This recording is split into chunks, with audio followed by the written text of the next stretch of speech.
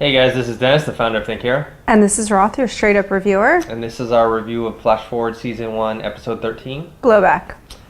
I guess apparently the writers didn't listen to our last review. It's so weird that the network execs aren't listening to us and heeding our advice. We have your best interest at heart. Yeah, so this episode was alright. I mean, they didn't follow what was good about the last 2-hour episode. They sort of had Simon drop in for a second, letting us know that he'll be a part of this expedition to Somalia. So I'm assuming he'll be a bigger part of next week's episode, and they wanted to get back to some of the other main storylines. Some of which is just fat and it needs to be trimmed. Yeah. So the main storyline is the Aaron and his daughter Tracy storyline. We get to see the flashback to jail and the present day stuff. For the most part, it was just whatever. I did like the one scene where he's in the truck with that guy Mike. Yeah. When he's telling him the story about how he's gonna let the animal out. I like that part, but other than that, everything was a little. I like that part because I like the performance, and also, isn't it just fun to watch like a really pissed off and yet kick-ass dad? Yeah. Like, isn't it just always weirdly satisfying? Yeah, it's like watching Taken. You know, it's just, there's something viscerally enjoyable about it. But with him, you know, I feel like I actually like the girl. Also, I like the girl that plays his daughter, and I like their dynamic. So the storyline is working in a sense, but then they have the characters do things that seem so out of line with the characters. Like, why would he tell that guy that Tracy was alive? Yeah, he hasn't even told his ex-wife, but he'll tell the guy at the construction. I mean, I'm assuming that he has some sort of maybe romantic relationship with her or something like that. He did. He had a relationship with her, but it doesn't matter. At that point, when you understand the kind of jeopardy that she's in, you're on lockdown. In fact, I feel like he would have instead gone home and told her, did you call him and not say anything? You can't be doing that. Yeah, also, he told him, Mike, oh, she's at my house. You know, like, okay. In case you forgot the address, here it is. And if he did suspect it, wouldn't he just sent those people in to follow her? Or it wouldn't have been that hard. Yeah, that didn't really work for me. And then the other thing that was clearly just kind of like a trick on the part of the writers was him leaving these messages for Mark. You know what I mean?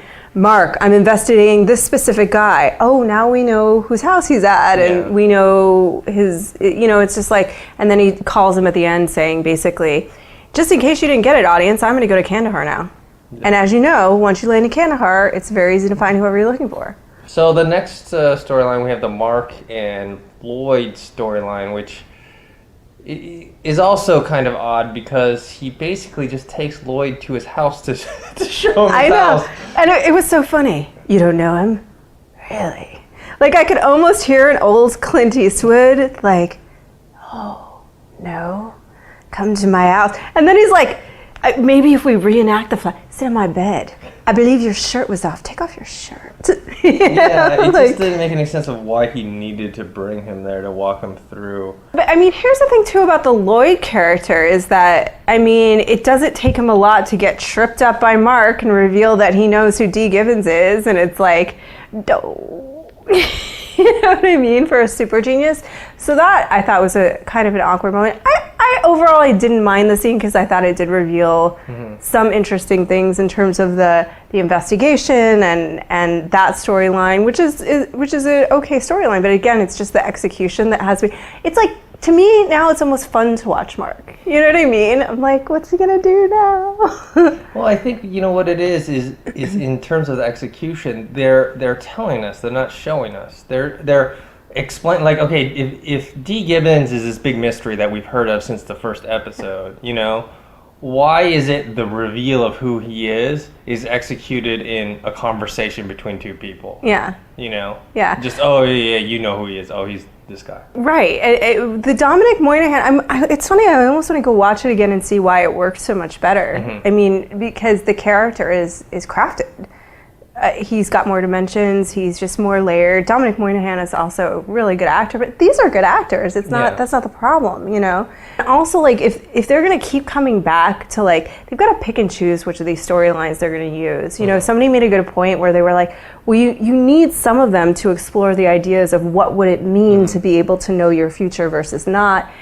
That's true, but they need a better way to explore it, you know, than kind of trite stuff. Yeah, well, we were talking about this earlier. We have that CIA guy Vogel come in, and he's going to go to, you know, pretend to be Red Panda with Simon and everyone else except for Mark, because now Mark is too important to bring along, and he had initially said that, oh, this is bigger than you. Yeah. Now he's like... Yeah. No, when back. I said that, I didn't mean it. You just think of yourself as Jesus, Mark. You are indispensable, you know, as if his ego wasn't already big enough. And I have this feeling that Simon is going to be the one to impregnate Janice. And they did have kind of a thing, despite her lesbian... Right, you know. And I want them to explain that. Well, when I said I was a lesbian, I meant bisexual, obviously. Yeah, you know? I think there's going to be a lot of backtracking. I could be wrong. In terms of the story in general. Yeah. And then we got to the Dimitri and Zoe storyline, where Zoe is, like, adamant about, like, getting these documents and trying to find out any clue that she can. She even, like, comes in, like, investigates Mark and, like... Freedom of Information Act. Yeah. Well, that was the other thing. It's like, oh, yeah, sure. You serve him with one, like, Freedom of Information Act subpoena, and the freaking FBI just hands over everything. Because during this global catastrophic event, there's no way they could keep you running around in red tape for the next year and a half. You know, like... Okay. Now, in terms of, like, the characters and their relationships, I like their relationship, and I like Dimitri. I like his character. So I'm okay with continuing on with this storyline of trying to stop and investigate and stop his murder. But again, it's just the way that they pull it off sometimes that you're like, it's like they don't care, you know, like... Yeah, and they also almost seem to force the drama. Yeah. It's not, they don't build up tension through the characters. It just happens. They just go, okay, this is a drama now because this person has decided to do this, you know? Well, it's like they don't trust us and they don't trust themselves. And I feel like it's possibly, and it's just total guess, but possibly, you know, ABC is looking for something that's going to fill the gap that Lost is going to leave when it goes off the air at the end of the season. And they're like trying to cram in as much interest and drama and hype as possible into the show to try and get people addicted to it as fast as possible. And it's like they're not trusting the show or the story to unfold in a natural way. And I think it's just doing the opposite and turning people off. So, I mean, I think that there are good aspects to the show, and I think that there's potential and there's good themes, and I enjoy watching certain parts of it, but then there are these other parts that go to this place where I'm like, well, now you're just insulting me. Okay, and then so at the very end of the episode, we have that the gun is missing, you know? Dun, dun, dun. Were you in any way surprised? Yeah, I mean, it's like, of course it is. Of course it's missing. Because otherwise, how else are they going to create tension about whether or not he's going to die or not? Right, and that's one of the things that's kind of frustrating is like when she goes to his house, when Zoe goes to Mark's house and they have this whole confrontation and it's like dragging on forever, and it's like, does it not occur to anybody that the gun that is now in the evidence locker is going to get stolen by somebody who's not Mark? Yeah. Like, really? You know? So that's what we thought of the episode. You can post your comments on the website below. Or on YouTube. Make sure to subscribe to the Think Hero YouTube account. Or you can follow us on Twitter. Mine is @ThinkHero. @JRossC. All right, later.